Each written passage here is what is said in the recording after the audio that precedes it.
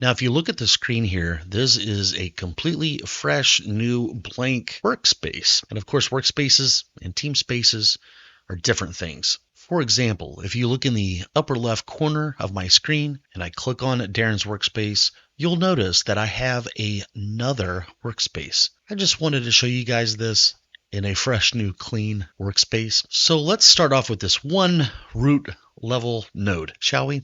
I'm going to go over here to the left bar and I'm going to click on the add button. All right, so for this first node, I am going to call this TeamSpace root. Now, me personally, I like to work with pages like this and not in pop-ups or in peek windows, side peek. Now, I'm going to show you this one more time. Now, when creating new pages, me personally, I don't like these peek type of edits.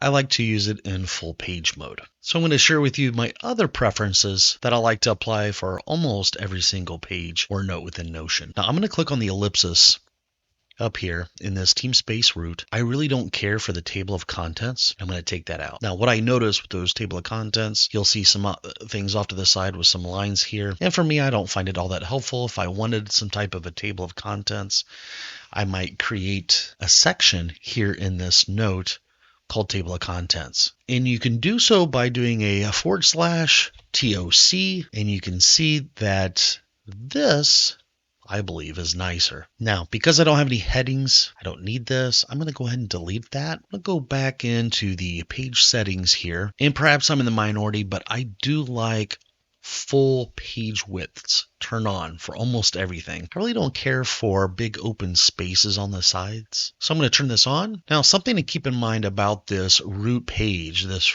root node, is if everything that we do here in this video session, somebody imports it, they may very well not even use this root. They might, let's say if I had 5 items here, somebody who imports this might just want to drag it all the way up to home, and that's perfectly fine.